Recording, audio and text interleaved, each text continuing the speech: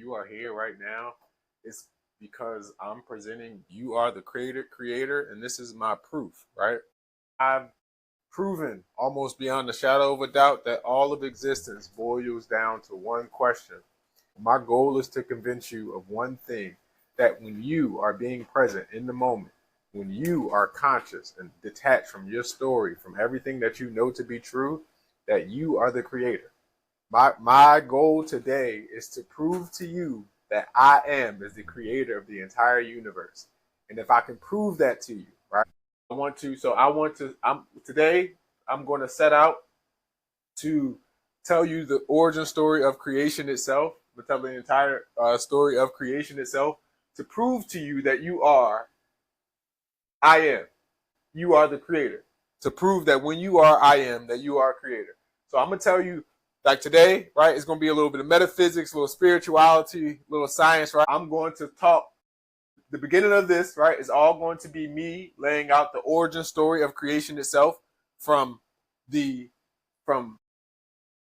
beginning, from the very beginning, right? And prove that when I am, that consciousness of I am is the creator of all of life, of all of the universe itself.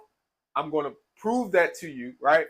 And then I'm going to show you how mastering your mindset, learning to channel and market your passion to be of service to other people, and will help you to manifest your purpose.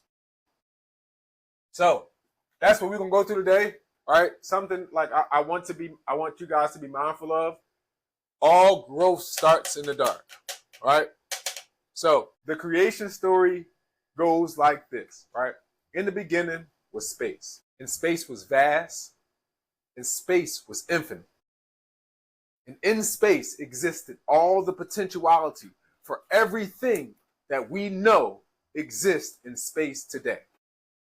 But up until this point, up until some point, which we trace to be a couple million or billion years ago, space was just being space. And in space, just being space, the infinite, one substance, the infinite source, all that there is, space, was content being just space. But then space, as the only thing that there is, the only thing in it, the only thing in existence. At this point in what we know as history, space is the only existence in existence. But in space lies the awareness, or the ability, the possibility to be aware of its own existence. Because in anything that exists lies the potential for it to be aware of its own existence. And so space, as the one substance, as the one thing that did exist, space as the one thing that did exist in all of its infiniteness, in all of its vastness, in all of its boundlessness, right? Space as the one substance was okay with just being space. And then one day, space got tired of being just space. And space, in that moment, created consciousness. That singular event that we know as the Big Bang was the creation of the universe, of consciousness, of math, of science, of physics, of all of what we know as life in the one singular time, the one singular event of space as a one substance, becoming aware of itself as just space. In space was everything that life is as we know it. The stars unfolding and exploding, life blossoming and blooming, planets and particles and everything that could be, all of that existed inside of space, or at least the possibility for all of that existed inside of space. But space was just space. It was just space. And it was the self-reflection, right? Space in darkness by itself, nothing else, right? By this, a singular thing, the singular thing in existence in complete darkness. I want you to imagine yourself as just space, a singular instance by self. Singular. Nothing else. In darkness. Nothing to talk to. Nothing to see. Nothing to hear. Nothing to smell. Nothing to taste. Just you. In absolute darkness. Wouldn't you question your own existence? Wouldn't you begin in yourself to ask, am I? Do I even exist? Can I be more than just space? Same way you grow is the same way all of life grows. It's through self-reflection in the darkness and through that one singularity of event of am I.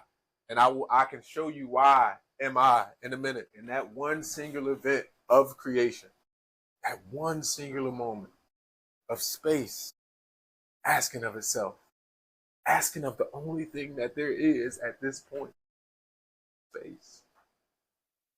Am I? Do I exist? Can I be more? And in asking that self, space created everything that we know to be true about life. Here's our Holy Trinity. 3 letters, 2 words, one thing. Am I? A singular spark of curiosity. Infused in it everything needed for creation. There are 2 powerful substances in all of known history, in all the time that man has existed as we know as man is thought and desire. There have never been 2 things. And in this singular questioning and asking of itself, am I? Do I exist? Space created the male, female in the necessary forces of magnetic and electricity of thought and desire. And what came first? The am, which will later be known as Ma, the mother, right? I nested in the womb of the question of self. Am I? Right? But there is no space. So this singular instance of questioning, of consciousness, of creation, right? It starts as a singular entity. But just like thought, just like the thought, as it unravels and it expands, it becomes more. It begins to ponder. And do I exist? Becomes the thought of can I be? Which is now, right? So it spirals up. And at this point, it splits, right? It splits there into can I be? The thinking of what would it be like to be? And then the womb of creation, the desire of how would it feel to be? How would it feel to be? No, ma'am. And in asking itself, am I, mother, my desire, magnetic, always driving upwards towards center, right? The womb of creation. Thought, the father, I, always driving down towards center to ponder, to question, to think about more, driving towards each other, right? And they start here as am I, but they're always entangled and they're always spinning. 1, negative 135, 1, 45-degree angle, right? Split. This is from 45 degrees both ways, but this becomes negative 135. This becomes 45. And when they converge back at this point, they are reconvened. Now, this at the negative 145, right? As it was. But this now on the opposite side as the plus 135. Still in the same direction, pointing towards center, pointing towards center. And this creates the stability, the creation, the creon of life, of I am, burst of light, which creates all of creation. All of life is bounded in this stability of I am, all of it. Every atom, every structure, every molecule, in this perfect resonance of light, of creation, of I am, I am.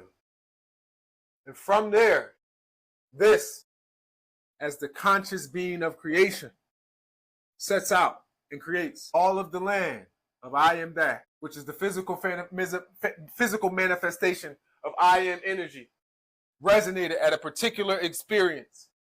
And this is the entire known universe, right?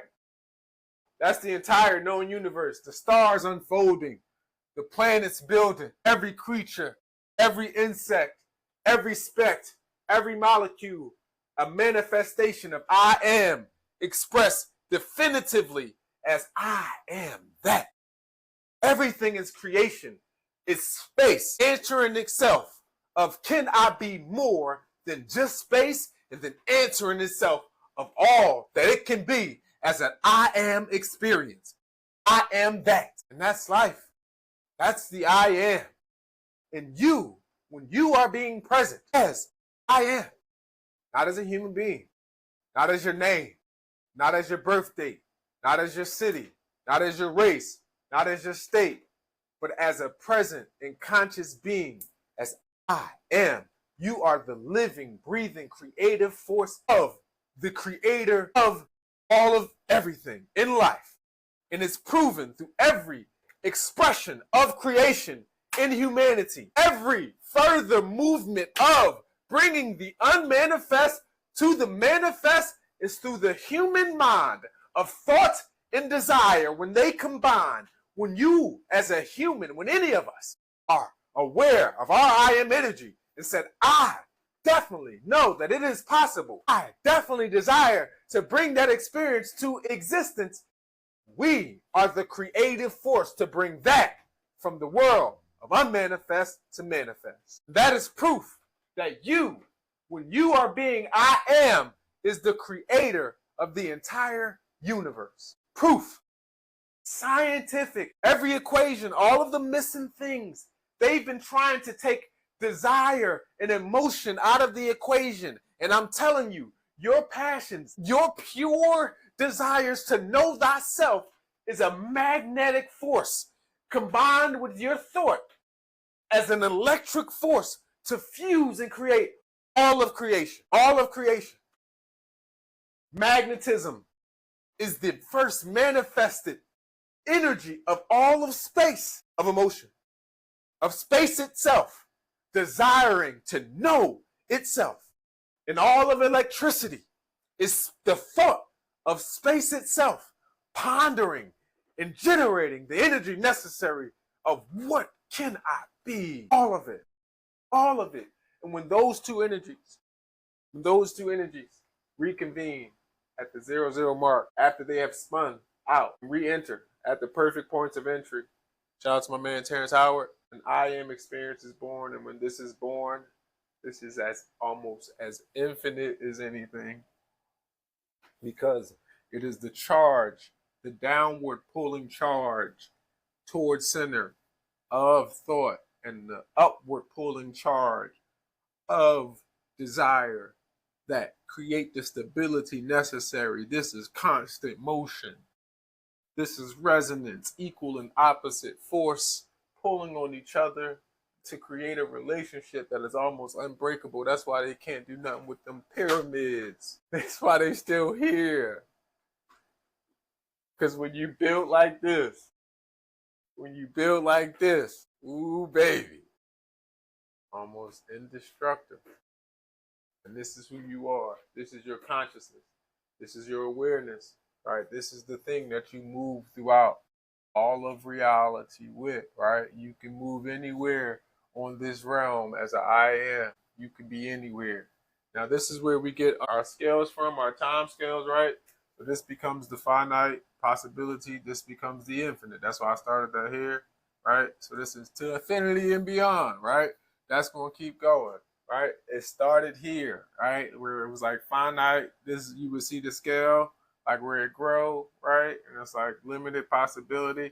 But from this point, like this point right here, is all like known creation, right, and this is just all the stuff that like this is like the dark space where it's like that was a rare accident, that was like random, right? This was like this the shit that's like like don't nobody really want to see that happen. But it's still got a possibility. Like it could. Like if a lot of things that could happen, it could happen, right? Like, and this is like finite possibility with like some like high desire, right? But like, and then it like possibility goes over here. So once it comes up, and it creates the scales. And so basically, right, this is proof that you are I am. Now, how does this relate to you? So now, right, now that I showed you the proof that you are the creator, that I am is the creator, right? So this is proof. The question was, am I, right? And that energy spiraled up out of space, right? Out of space as the one source substance. And it split, right? When as the thought, as the singular charge, as that singular spark of creation, as it spiraled up, began to ponder and expand and become the separation of thought and desire, right? Desire residing in the lower half and becoming the womb of creation, right? The mother, the feminine, the magnetism driving towards action up, right? And then thought became the father, the pondering, the mind that we know. So like that became the heart part of us, or an expression, the heart part of the universe, right? Thought and desire. And those two forces, once they were separated, right, from one source of what is now consciousness, infused in this one question, is everything needed for consciousness. It's the self, right? That's the Trinity. There's the self, and then there's the feminine, right? There's the questioning, right? There's the longing, and then the pondering. Am I, right? Three things made of two that is just one. Am I? And in that infused is everything, right? It's self, it's experience, and that's in this space.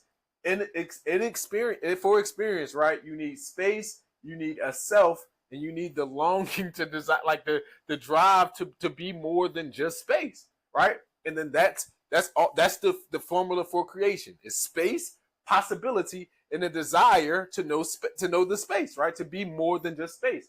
That's how everything is created. We live in space. We don't live in no space. We live in space. So in space, there's infinite possibilities and there's infinite desires. And you as an I am consciousness can now control where you are on the board. This is where I show you how. How do you do that, right? How do you use this information of as I am to create the life that you want?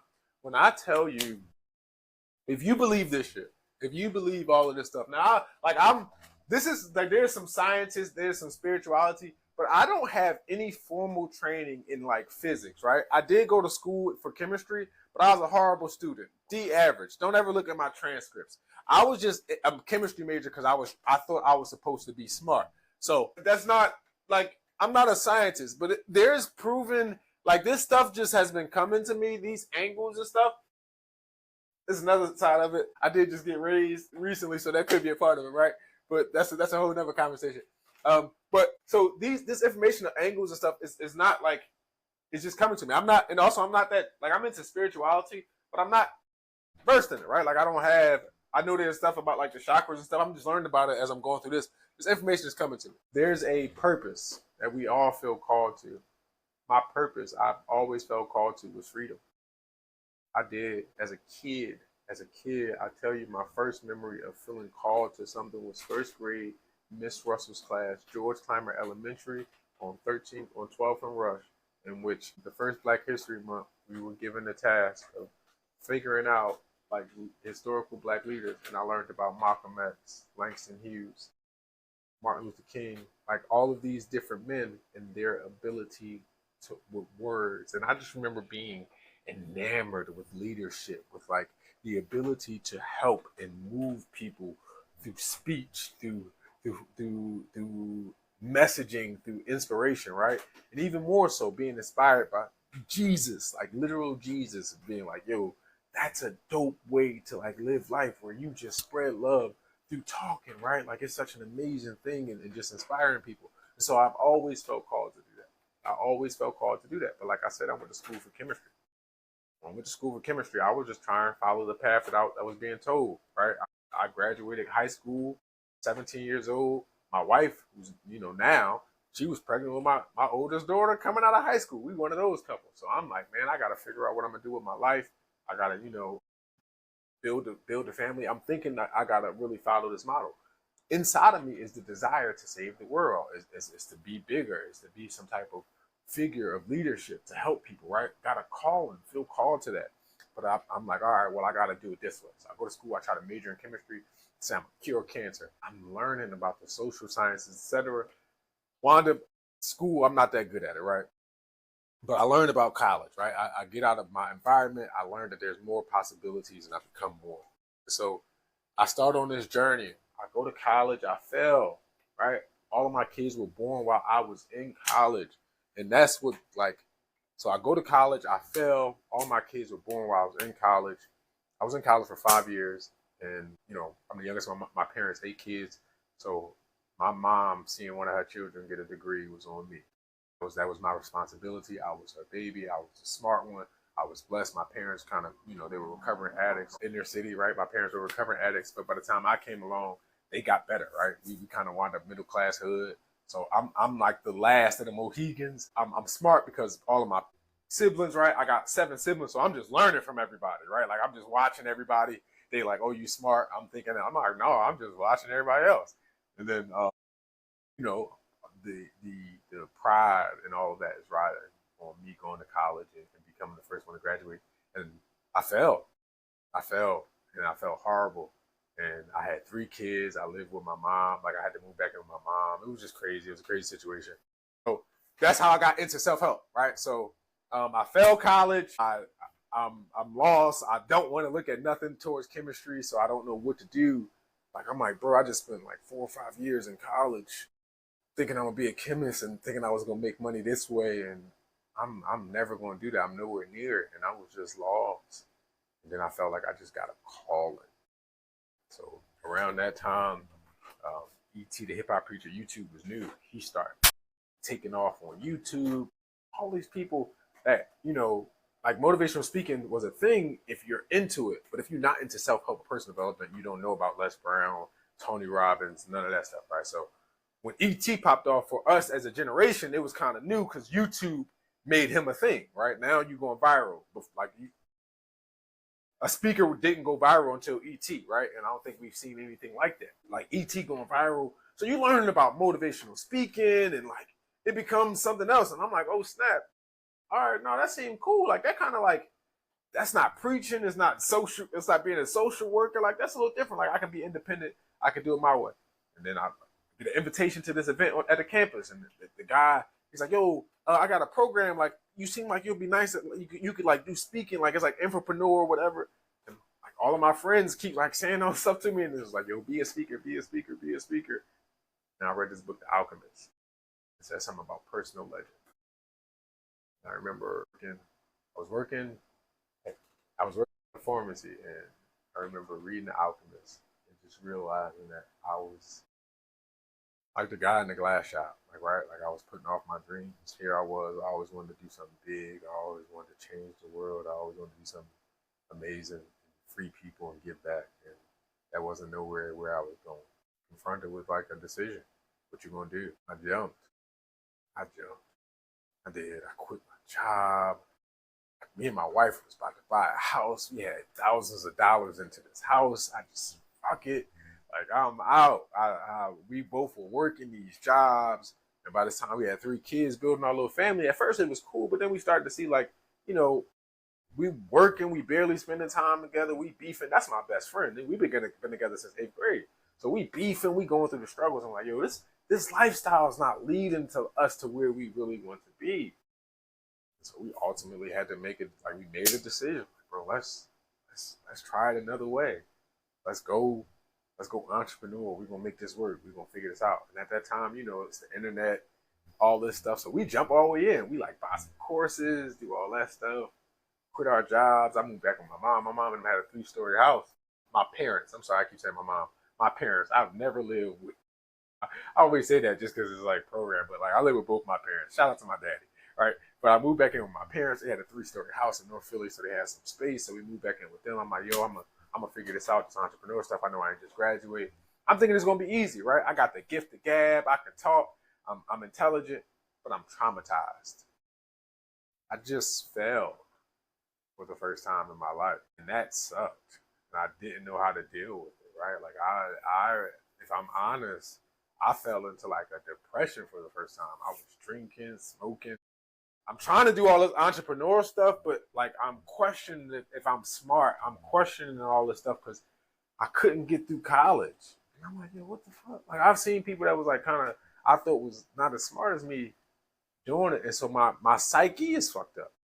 And so I was looking at everything from what I would learn from the wrong mindset, right?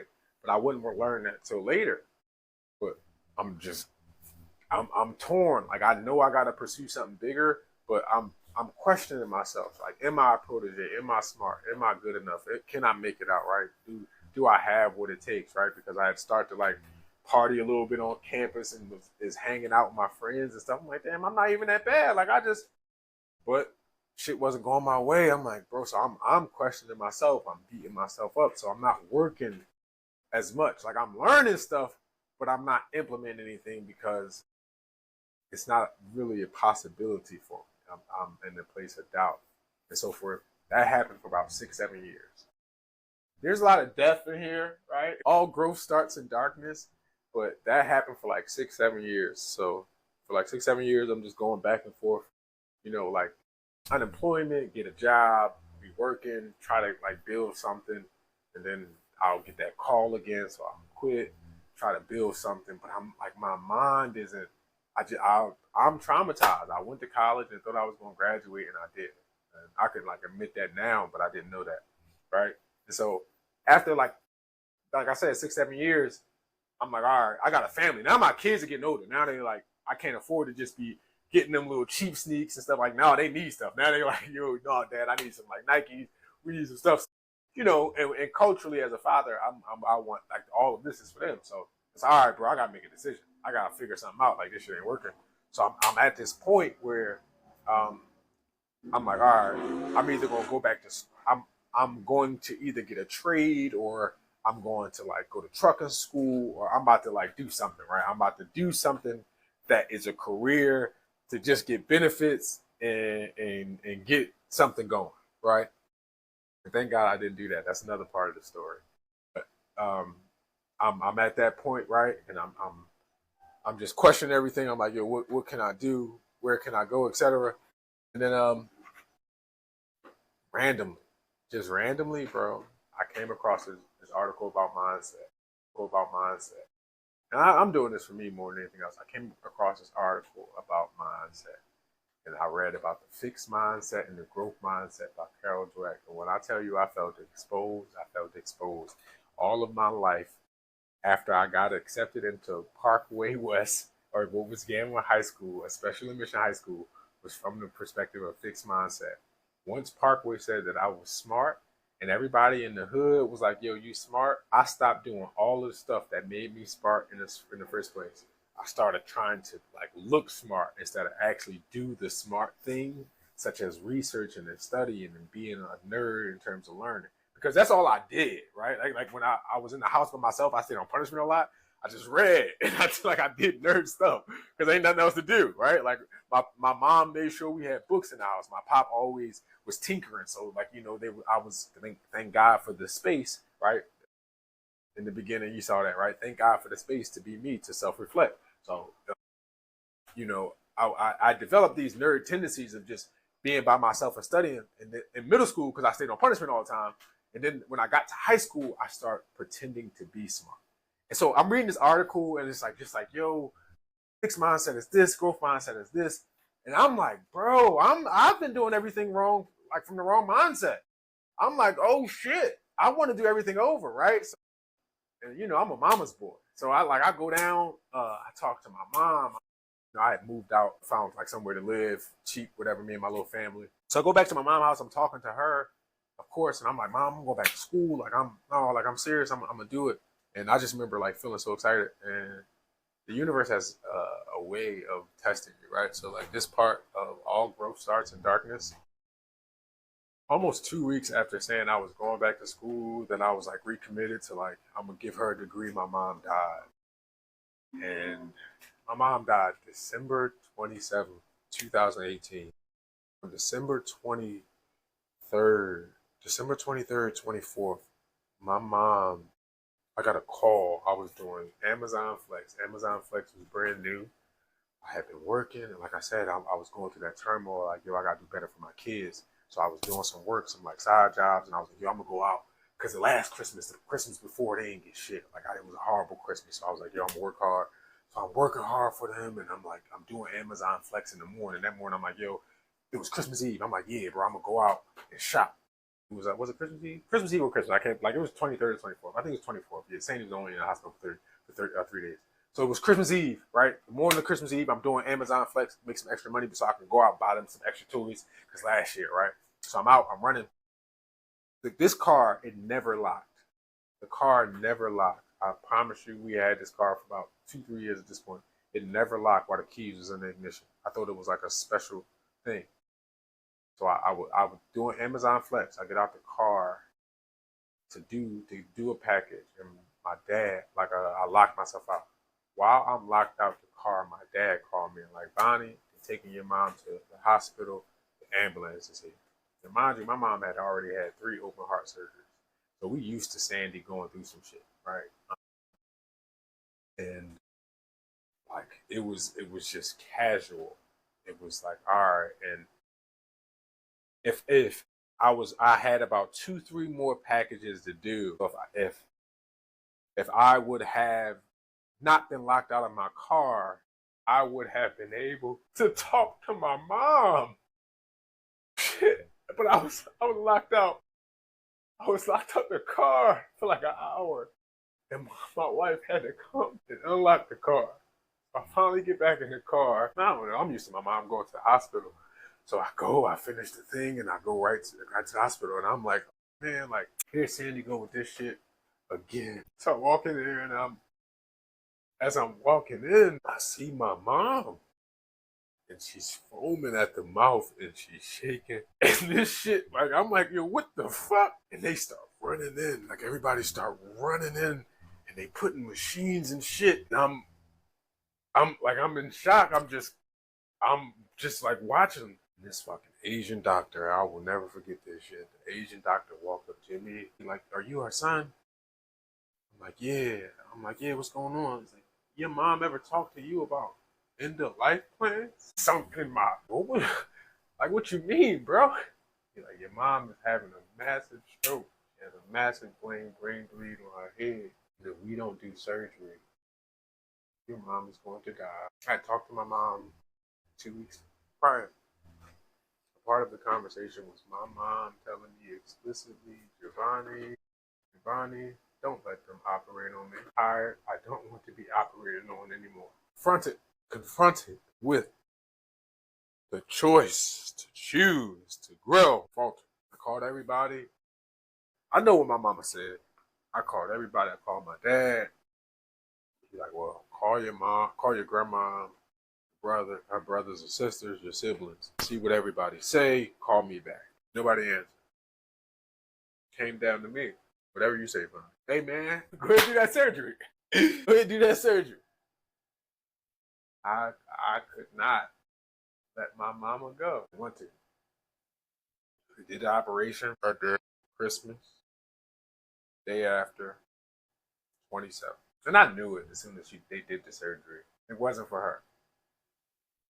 The surgery was for everybody else. I knew that other people needed a moment with my mom. So for them days, people flew in everywhere, all over the world. Hospital unit full of people. Admiration. I knew my mom died. My mom wasn't in her body when she had that surgery, so she didn't have to suffer through that. And I can live with that. In a sense, her body had to go through that for other people, and I apologize for that. But the lesson was, you gotta grow through everything you go through, no matter how hard it is, no matter how difficult. You have to be the master of your mind. I've been spending all of these years like promising this fucking lady I'm gonna get her this degree and I'm gonna do all this shit, and I didn't do it. It's me. I'm just up there bullshitting, and I'm overthinking, and she told me my whole life I could do anything possible, and I never got to show her. So her dying was the mindset. All right, that was the spark of I grow through everything. Grow through it, everything. Grow through it all. All right, that was a spark. That was the I am definitive moment of my mom as when they pulled cords and that last breath, everybody crying. I walked outside and I said to myself, I'm moving forward from here better. Definitely, I'm not gonna let this shit, cause I ain't get to show her. I didn't get to fucking show her, and I'm gonna show her, cause she gonna know. I did my little lap. And I came back to the hospital. And I knew from that moment I wasn't gonna be the same. I knew it. So that's how I got the mindset, right? So I was like, yo, so now, right, I'm motivated. I'm motivated as ever, right? So, my mom, her funeral was January 2nd. Classes start January 15th. I'm like, I'm going back. I'd already registered. I was like interviewing for this job, doing something. It wound up fell through because I think they thought I was lying when my mom died. I was supposed to go do something. Like the day that I was supposed to go, my mom was in the hospital. I think they thought I was lying. The job fell through or whatever. But whatever, I go back to school. I wanted to find another opportunity where I could make some money. Yeah, I wanted to find another job, right? Another job where it was like a little bit more flexible. I want driving, doing stuff I could make some money, have some overtime. So I'm doing that. I'm going back to school. I'm majoring in business. So I started learning about marketing, right?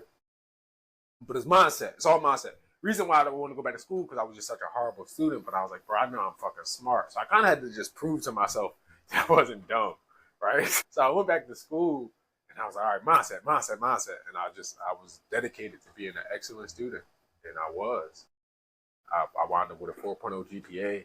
So now I'm like, all right, no, this mindset shit worked, right? I'm like, oh shit, like, yeah, you got it, right? So like, I started doing some more business stuff, right? So I wound up booking like a paid speaking gig, right? And then mindset became my thing. So I developed my own framework for mindset, right? I was like, yo, how do you shift your mindset?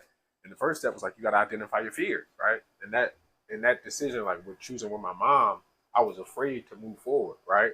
Like I was afraid to lose my mom. And that's like, you cannot grow in fear. That's just like, that's the finite place. You cannot grow from there. So I had to, right, like identify my fears, right? Fear is false unless it's related to danger.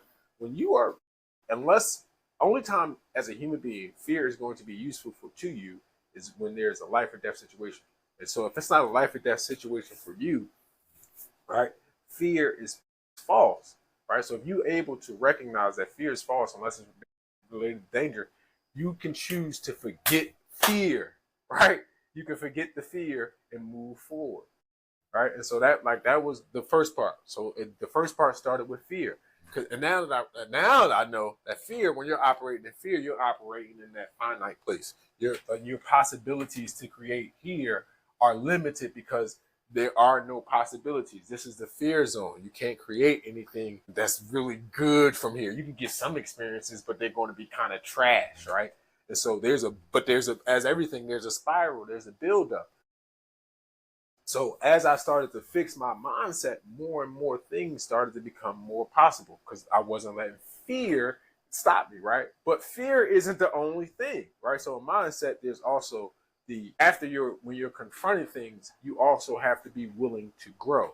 So you have to be committed to growth. So that was the second part. So for me, it was fear, right? Identify your fears, recognize that fear is false, forget fear unless it's related to danger, right? So that's the first part of mindset. That's how you get out of this zone, right? After that, step 2, as a conscious I am, you have to be committed to growth, right? You have to recognize that like growth is through a spiral. There's a process of growth, right? And so strength only comes through struggle. There's never been a time when you've gotten better, where you have improved, when you've grown, where it wasn't a result of some sort of resistance, right? Some sort of like climbing up that you got to go through, right? So that's what became the model, right? Growth through. So then you got to commit to grow through everything you grow through. And how do you grow through everything you grow through? You choose the challenges. You have to look for the stairs that are like the next step up that's going towards that which you want. And that's just a mindset thing, right? And this is all, again, I'm connecting this stuff now, but this was in 2017, 2018, 2019, right after my mom died, right? So I'm developing this framework of mindset, commit to growth. This is what I'm telling myself, right? I'm working this through. So I start using this same framework to speak to first generation students who are my first audience. I'm like, yo, bro, as a first generation graduate, or failure, I'm like, bro, I'm really passionate about helping students that's coming through here. So I'm like, yo, this is what I would tell them to go forward. Like I said, I booked my first speaking gigs using this or whatever. To your mindset, right? Identify your fears, commit to growth. Name your I am. Your I am in some cultures is your God name, right? And this is, again, it's 2019. I'm nowhere near any of this stuff. Right? So claim your I am, right? And it's like your I am is your God name. You are I am, right? When you aren't facing fears, right? When you're committed to growth, you can grow and become anything you want to be, right? You can say, I am that, right? And never let anybody control your I am. That makes up your entire identity. And you can control that. If you can say, I am, even in the Bible, right? Let the weak man say, I am strong. If you can claim your I am, right? And be conscious and be present, not in fear, committed to growth, you can grow and become whatever you want. You can master anything, right? And so that mastery of mindset that I was back then teaching was related to this in terms of unlocking the field of infinite possibilities, right? You cannot create without thinking that something is possible. That's why mindset is first. But fear is going to be the first inhibitor of mindset because it makes you think about everything you don't have and what you can't do instead of what you do have and what you can do, right? And so, again, unless it's life or death situations, the fear is you're going to move. It's not going to matter in life or death situations. You don't got time to think. And as somebody from North Philly, I'm telling you from an example, when shit is going down, fear is a friendly thing. And it's not a thinking thing. It's an action thing. So, right, recognize unless that in you are in a situation like that, fear is false, right? Forget the fear. Be committed to growth. Choose the challenges and claim your I am. I am strong. I am that, right? And so that's the mindset part. I learned that, right? So now my life is getting better. My life is improving almost overnight from the mindset shift. My mom died December 27, 2018. By January 2019, right? Yeah, by January 2019, the following year, I have only gone to school for 2 semesters. I secured a job working for a magazine as a video editor, working and also as a co-writer, which would lead to a SEO role, a management role, and really getting a chance to get marketing, certifications, everything. This is less than a year later, January 2019, right? I had a framework that I could use within the desired industry in terms of for speaking to audiences, right? And had begun to pay in consistent gigs, right? This is all January 2019, right? Within a year of that. So going into 2020, right? This is I'm ready. I'm roaring. Let's get it, baby. It's about to be. But then y'all know what happened. COVID, right? So, no. So, okay, no. I'm not doing the speaking gigs, but my life is improving, right? I'm sorry. I'm skipping the story. And excuse me, but this is all practice for me anyway. So, right, whatever, right? I basically tripled my income in a year. I had gone back to school, got all A's, got a job and more aligned with what I want to do in media, right? Got the ability to start working with cameras and content and do SEO research and marketing, which is aligned with what I wanted to do because I wanted to become an entrepreneur. So I'm like, oh, yeah, this is great, right? So in mindset, I'm just, in a year, my life literally completely changed from I was making less than 30,000. Like I said, I basically tripled my income. Doing better, right? I'm making some more money. I could do some shit with my kids. We doing all right. 2019 was a good year, right? And that's in 1 year of just the growth mindset, the application of it. And that's great, right? So I'm going through it. Bet. we're going into 2019. I mean, we're going into 2020. There's a lot of momentum, right? And then there was kind of like a pause for everybody. COVID happened. But COVID for me, right, was something that was like doubly symbolic. So at the same time, right, and then like again, remember this: all growth starts in darkness. Right? Here it is, mindset. I'm motivated, right? I'm on the right path, but I'm still not doing exactly what I want to do. I'm still not living in like the passion zone, the flow state zone where stuff is unfolding and it's like, yo, I'm big and all my dreams is coming true. It's still not happening that way, right? I'm not like making any big discoveries. So, but I had grown, and that it was cool. I'm appreciative of that. If I keep looking down, it's just because I'm thinking now. I know this is practice. COVID hit, right? My mom passed, as you know, right? You saw me crying on here a couple minutes ago. COVID hit in 2020. So my mom passed 2018, right before 2019. My dad had been diagnosed with pancreatic cancer in 2017. So when my mom died, it was kind of a surprise because we had just been like dealing with my dad trying to have surgery for his cancer, right? And kind of dealing with like, all right, well, is he going to live? Because he would be doing good and his numbers would be low. And then he'll have like a drastic turn in pancreatic cancer. The number, the crazy, like it's crazy. So he battling for like the last 3 years, right? And then, right, as COVID broke, like COVID happened March 11th or something like that. I think March 20th, my dad got rushed to like the hospital, an emergency. It's COVID. You can't go to the hospital. He in there. My pop, no, he don't like people. So even dying, pop was like, yo, get me the fuck out of here. Like, I don't care. I'll just get me home. If I'm dying, like, let me just die at home, bro. So I'm talking like the first couple of days, I'm talking to them. They like, yo, he dying, so on and so forth. Like, you gotta sign these papers. I'm dealing with the emotional trauma. Like, what? Like, this is real. And then trying to get him out the hospital at the same time during COVID because, they wouldn't let you up there. So they let me go up there. I almost get in a fight with a security guard because they didn't tell him that they was letting me up there because he was dying and so on and so forth. So he tell me that he not going back there to check. I'm like, bro, I came all the way up here to see my pop and somebody gonna let me see him. And he said no. And I'm like, listen, man, I'm looking at me like I'm not a nigga from North Philly and I am. And and then it just like it kind of started escalating. And my other boy came in. He went and got my man ran for me. I came back out like, bro, and I explained to him like, bro, I don't even get like that. That's my pop though. That's my pop. So whatever. We get my pop out of the hospital. He home on hospice for like a month. So my dad come home probably like the first week of April, right? He went in. He was in the hospital for like a week and a half. That first week of April, we was able to get him home on hospice because they think he was gonna die like within a day. That's why they were like, nah, we ain't gonna send him home. But he like, nah, like send me the fuck home. I don't care. He made it home. We got him a bed, and for the next month, me and my dad got intimate. You hear me? Because my dad, and not liking people, he don't trust people. And me and my father and I had an intimate relationship in terms of that was like one of my best friends. So as he was going, it was even more. He didn't want too many people around. He didn't want anybody to see him like that. So my brothers, and specifically my sisters, he didn't want them because he had to be bathed and stuff. So he kind of put that on us, and we got intimate. You know what I'm saying? And I talked to my dad about life, about death, about it all. I gave him his flowers. It's a process that, like, with me and him, I'm so glad that we had to be able to do. As you can see, when I started talking with my mom, I just instantly started crying.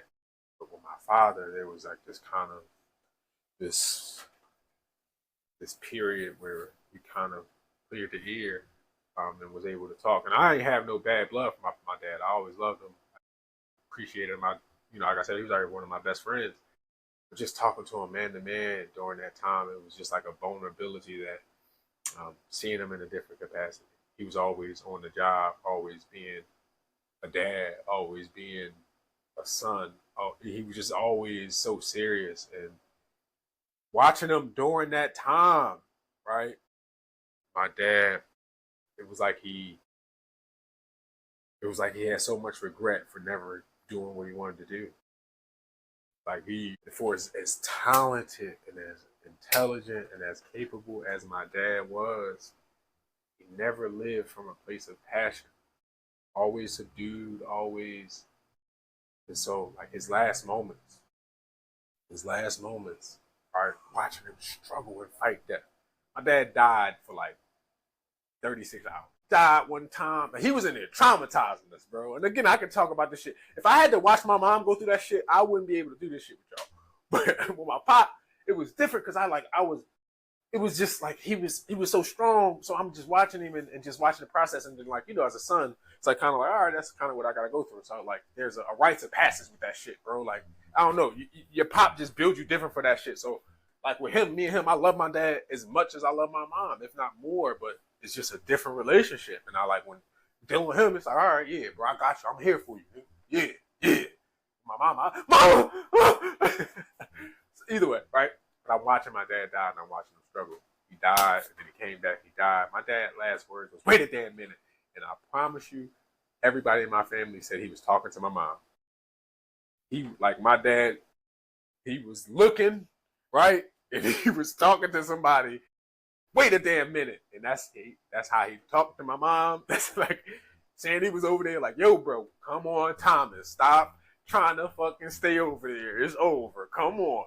And he waited a damn minute. And he died, never living from that place of passion. And so, watching my father die, right? That's where I got to market your passion. Right? It's COVID, right? It's a year of being forced with dealing with, my emotions of just losing my mom. I ain't get to face that shit for real. I'm all mindset. Let's go. I'm growing. I'm doing stuff.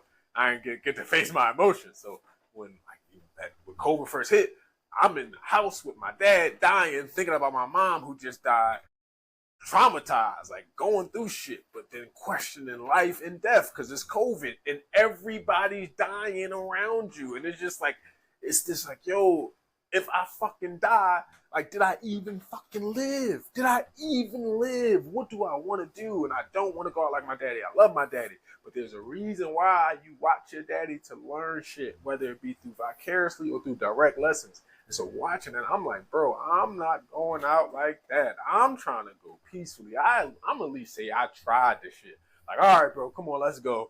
Damn, man, I gave it a good try. Like, fuck it. But main man was tight. And most of my dad's life, he never got to live from that place of passion. So I'm like, bro, I'm going to do something. I'm going to do. So I'm renewed with the vigor to do the speaking thing, right? And so I'm like, yeah, I'm gonna do the speaking thing, right? So this is where that's the passion come in, marketing side, right? So I'm learning marketing at the same time. I'm working at my job. So, right, I'm like, all right, I'm gonna do the speaking thing, right? And I got my framework. I get speaking gigs. I'm killing it, right? So I'm like, yo, I'm gonna get speaking gigs, right? So I get a bunch of speaking gigs. I get my framework. I launch my website, mindset, and the passion. Like, yo, I gotta do this shit, right? Like, I get a speaking course. It's all during COVID, right? I'm working for my job, but we bullshitting for real. We getting paid, whatever. We chilling. They know because they got some money, so we ain't even gonna talk about that. It's a balance, right? I was able to get some money for my job that was coming in. I'm doing some work, but I'm bullshitting, doing most of my stuff. I'm growing. I'm learning stuff, right?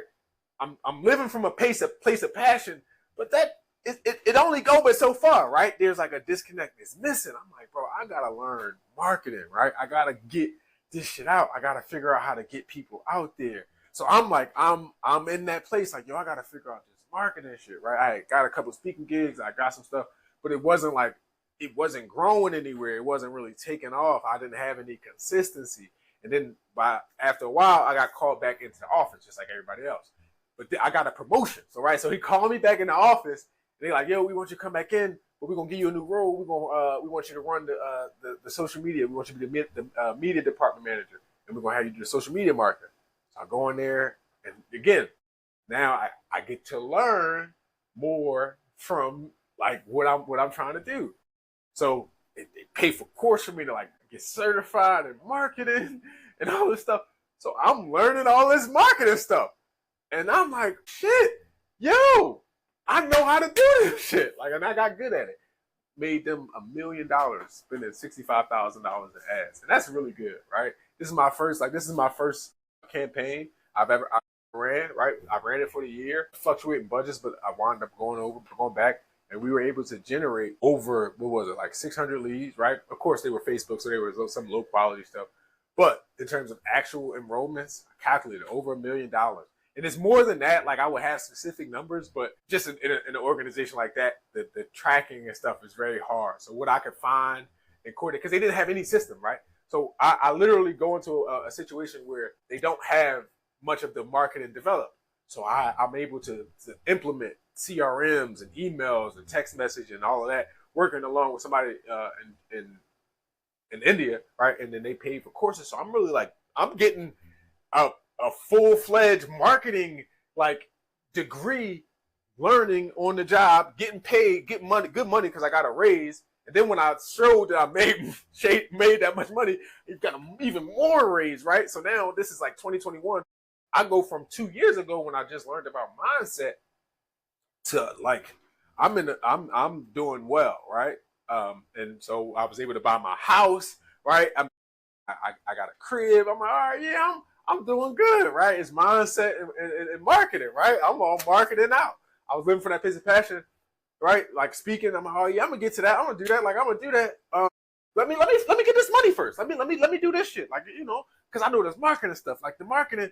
So, you know, I start trying to get clients, making more money. I got a mortgage, all this stuff, right? So I learned about the like your passion part, right? From my pop. I'm living from that pace of passion. Got to do that, right? So, you know, I'm like, yeah, I'm gonna do the speaking thing. So I'm doing that, right? I'm building that. I write another book in between, right? I wound up leaving the one job, going to another job, write a book in between. I'm like, no, let me go learn a little bit more about the marketing. Work in an agency. I get to work for different companies. I'm doing like the marketing stuff. Then marketing kind of became my focus, right? Because it was making money, it was paying the bills, right? Really, you know, I'm still doing what I want to do, right?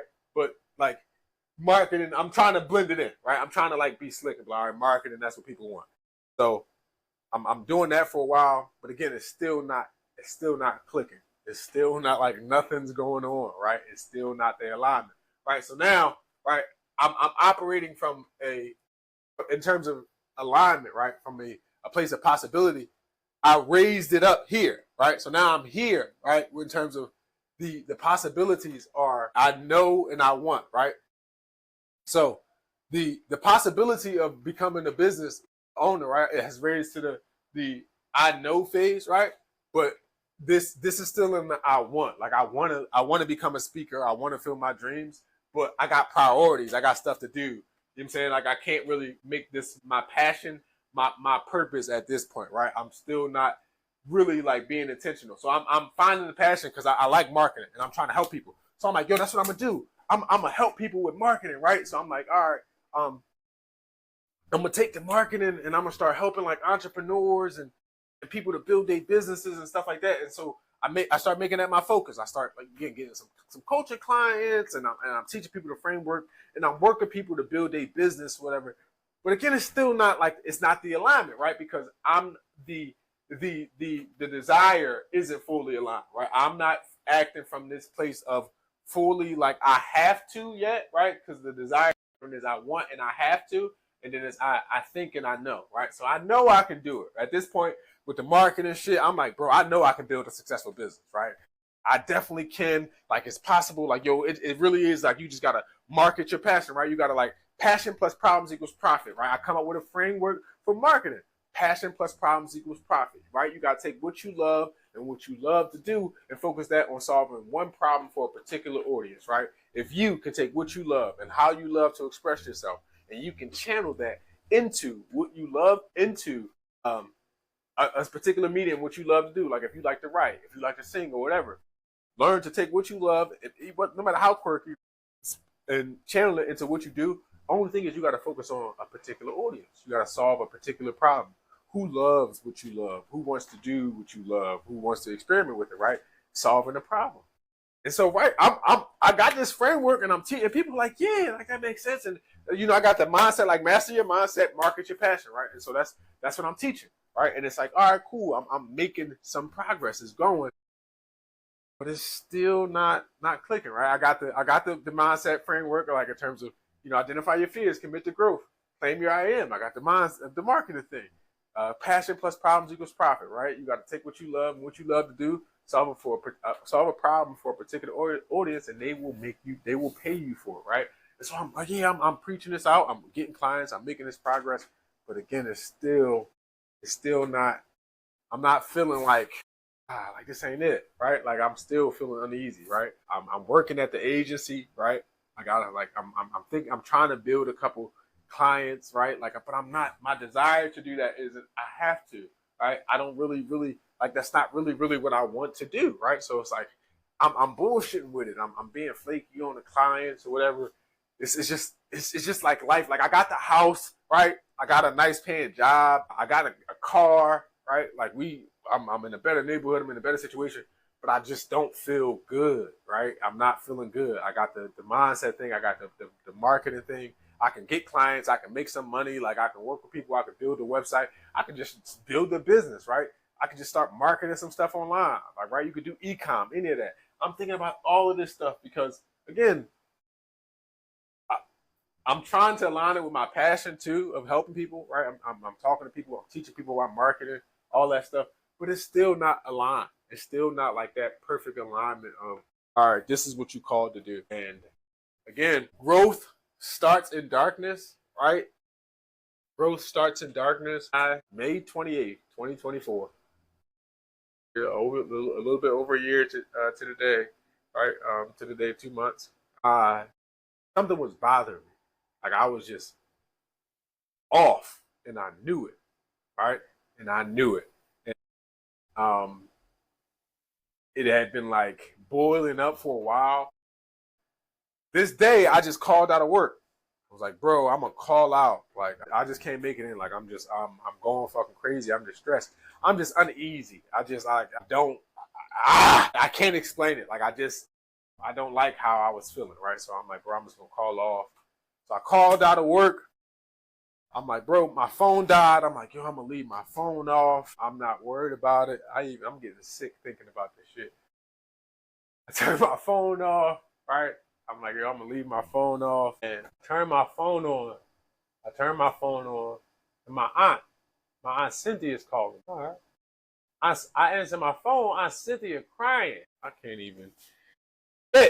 I answer my phone, and my Aunt Cynthia is crying. Now, mind y'all, I have a 90-something-year-old grandma. My grandma is either 100 or 99 or 100 plus. We really don't know. She was born in parts of Georgia where they don't do birth certificates, but she was born approximately 2005, right? So I got a 90-something-year-old grandma. So when my Aunt Cynthia called me crying, y'all, the last thing I think this lady is going to say, your brother died. She said, she said, James. She said, James died. This lady said, James died. And oh my God.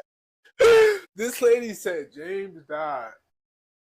And I've never felt no shit like that in my entire life. I couldn't even, my God. What the fuck? My God. This lady said my brother died. It was serious. She was dead ass serious. She was calling me to tell me that my brother died. I ain't believe her.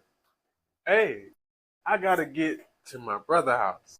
My wife, we only got the one car. She had drove to work. Usually I drive her. I'm like, no, I'm gonna take a day. Broke, struggling, right? We don't got no money. I'm paying my mortgage. I'm, just in a dark place, right? So I don't gotta really get there, right? Call my fiance. I'm Polly, right? Got a partner. Man, that's one of my best friends, my dog. Do thick and thin, right? Call her up and I'm like, bro, can you order me an Uber? Gotta go to my brother's house. She's like, what's wrong? And that's like when I had to say it, I couldn't even. I had to like my brother died, and I just like broke down, and I'm just going through it, right? So, I get in the Uber. I tell them the address. The way that the Uber goes, it goes to the back of the house. So it's like it was a hill. And I'm like, bro, can you just take me up here? My brother died, right? And I'm just trying to get right there. So he backs up. He takes me up. He's like, bro, if that be all right, thank you. So, it's a couple of us. My brother has multiple brothers. My other brother is there. He's coming down the steps. This nigga crying. This nigga really crying. This nigga better not be up here dead. This man better not be up here dead. Walk in this room. James is dead on the ground. He not getting up. Say, James, this what we doing? This what we doing today? You really feel like dying today, huh? You serious about this one? James did not respond. Outside, like I ain't never cried before. My brother, me and my brother on the best of terms. All right, we wasn't beefing, but we wasn't as cool. In the years of me trying to start my business, of doing all of the stuff, the mindset shit and all of that, I got one person who I'm gonna call whenever the fuck I need some help. That's my brother. I'm calling my brother now. James spent most of his life in and out of jail, right? But as adults, when he home, if I call my brother, I don't care. I don't care what we going through. I'm calling my brother. My brother's coming. It's simple. When I got my house and I needed somebody to help me, we not even talking. I call him, y'all need. All right. In the car, not talking. Go, get the stuff. Do the job. See you later. Not talking. He called me. I need this. Cool. Here you go. That's my fucking brother. It's simple. It's very like an exchange of human beings of that's my brother. It's simple. Wasn't even 2 weeks before James died. James was here for my daughter's prom send-off. James asked me to take a picture of his baby. And me being a little brother, I'm like, nah, man, I ain't doing that. Fuck y'all. Whatever. But I felt something. And I was like, bro, like, no, I was just joking. I'll take the picture. So I took the picture. And I got this picture. And Josiah Monet does not look up or smile at pictures. I have not seen her one time look at any picture. There's a picture of James and her in front of my house from that day that I took. Josiah and James are smiling at the same time, looking directly into the camera. And I remember standing next to my brother, and I was like, bro, I got to call and talk to him. Thursday, before James died, we were on the phone, me, him, and one of my other brothers. We were all on the phone talking, and I remember being so proud because James was looking at his daughter, Josiah, and he was telling us how she be knowing. So he had just discovered that Josiah was autistic, so nonverbal or whatever. But he like, bro, she be knowing. Like, this little girl, like, know what's going on. And he was just adamant about it, right? And I'm laughing at him because I'm like, bro, look at you, because you my older brother, but again, he in and out of his life, most of his life, he in and out of jail. That's it, right? So James didn't have an opportunity to build a family, to like buy a car, like this, all this stuff he had just recently done within the last 5 years, right? He had caught a case in like 2017. And I was with him. I was in the car. He was down there doing his thing. He needed some help with some technology stuff. You know, he in and out of jail, so he calls little brother. I pull up on him. We chilling, me in the hood. He sit in my car, whatever. I see some like white folks walking around, excuse me, like no racism, but like people who not usually in the neighborhood walking around, but they lingering. And I'm like, bro, why they lingering?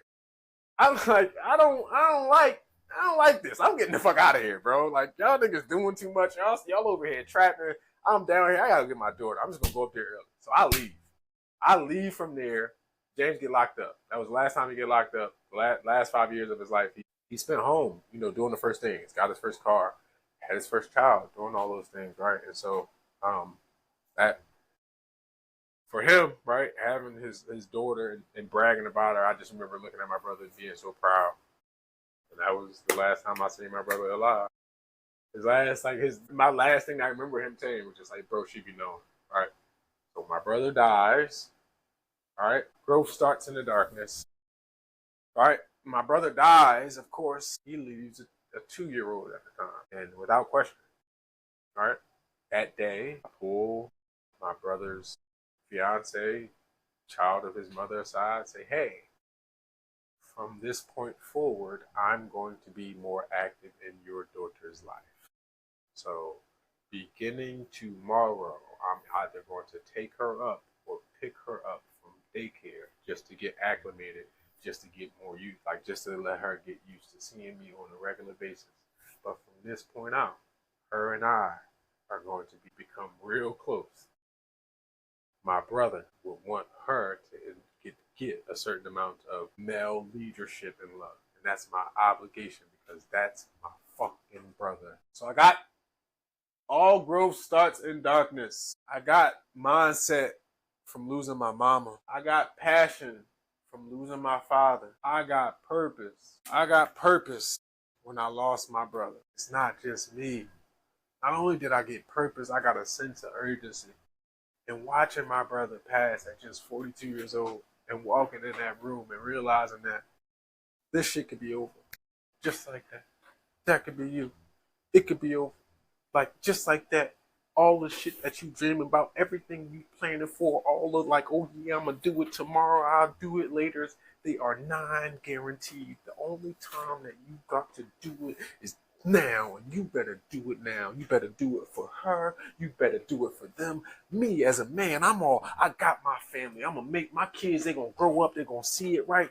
I'm going through it. I got my own purpose. When my brother died and he leaves back a 2-year, I got a why. My brother, my entire life, every time I outshone, ascended into anything, my brother will remind me, you groomed for this. My father died and I'm responsible to make it. Bonnie groomed for this. Every other sibling hating. They not backing my play. They not rolling with me, right? They not with me. He groomed for this. He the one. You the one.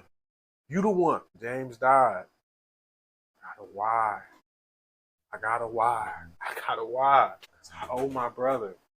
I owe my brother to do everything now that he can't do. Because all he ever wanted to do was live. All he ever wanted to do was live. And it's a now. It's a now. And that's when my dreams, my goals, my ambitions to become the world's number one, to write the book, to do the fucking thing, into the zones of I have to. Right? I have to.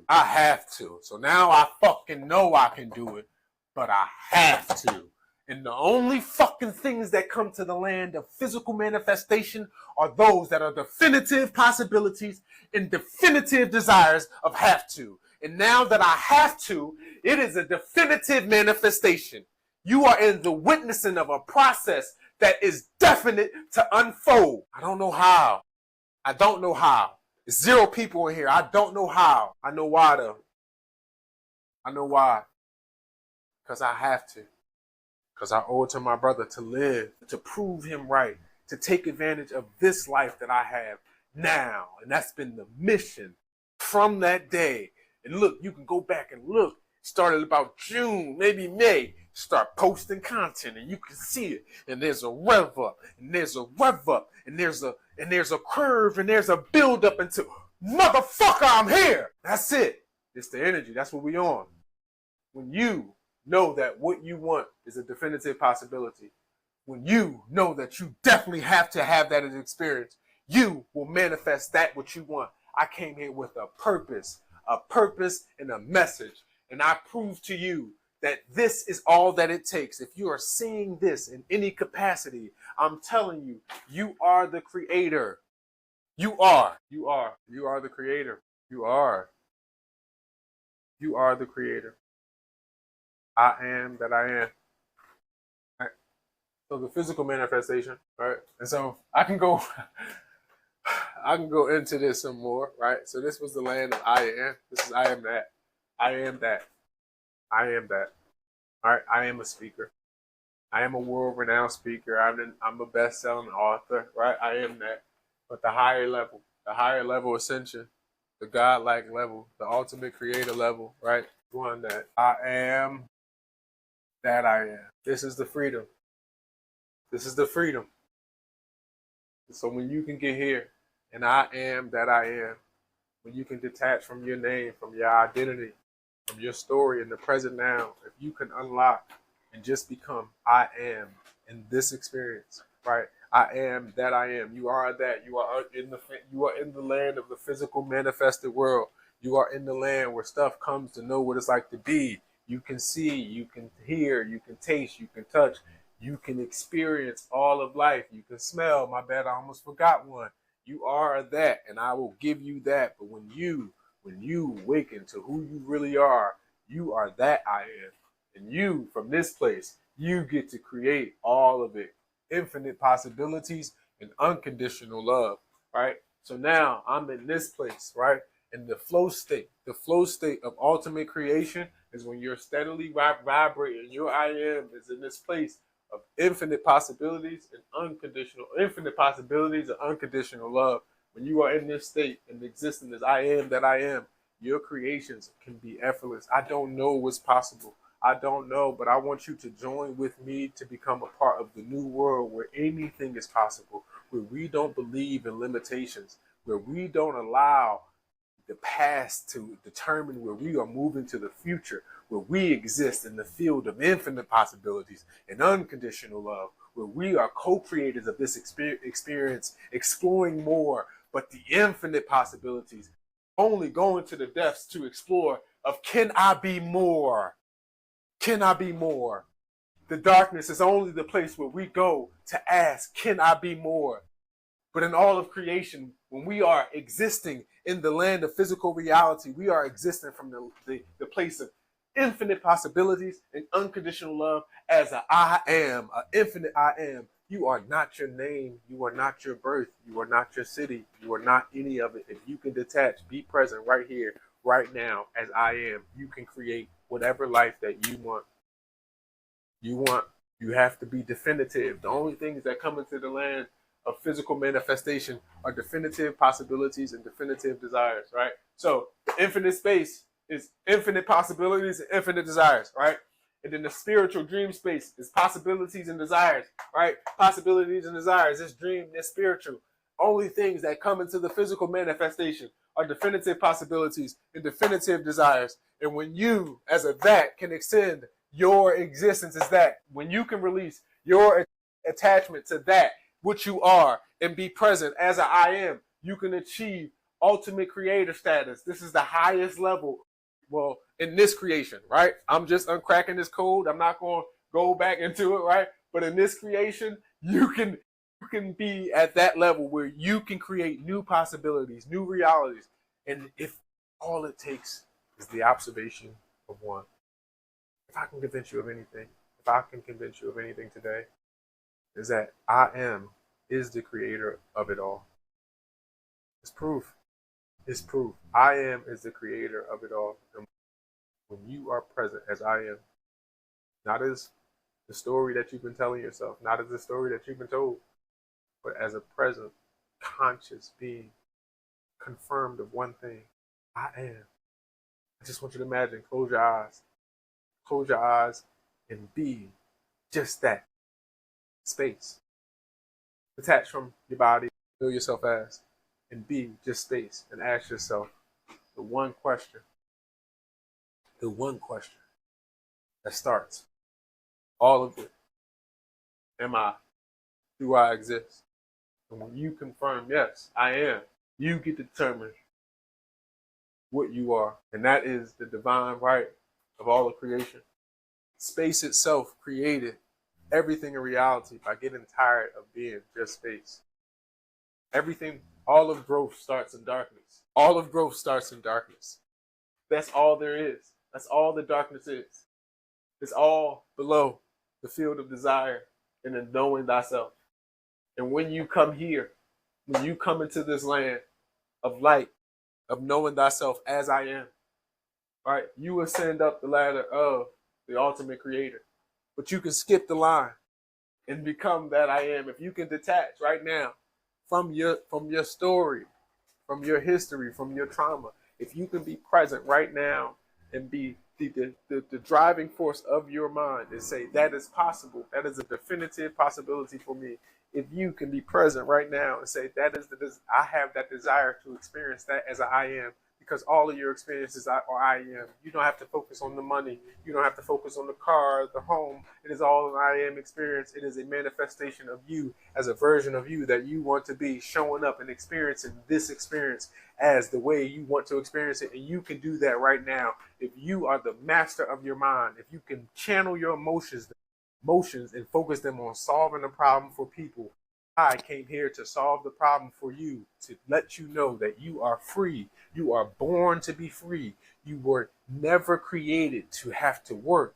You were designed to create because creativity is the driving force of the creative force. That all there is, that space, the expression, your desires, your passions, your drive, your calling is a divine calling of space itself asking itself, can I be more? And when you are denying yourself, you are denying the living, breathing creator of all creation. I am. But your focus needs to be focusing on being in the condition of unconditional love and infinite possibilities. This is the future. This is the future. This is the future. This is the past. This is negativity. It's going with us. It's ever expanding. But you can always choose to live here. You are going to live forever. Watch the beginning. You are going to live forever as I am. Your consciousness, your awareness, your light, right, will be secure, right? As long as you are already created. You're already here, right? And that is almost an infinite, that is a definitive experience. But what they don't tell you is that you can choose to create from this space for infinity. That's the code. That's the crack. You are the creator. Have a good one. That was fun.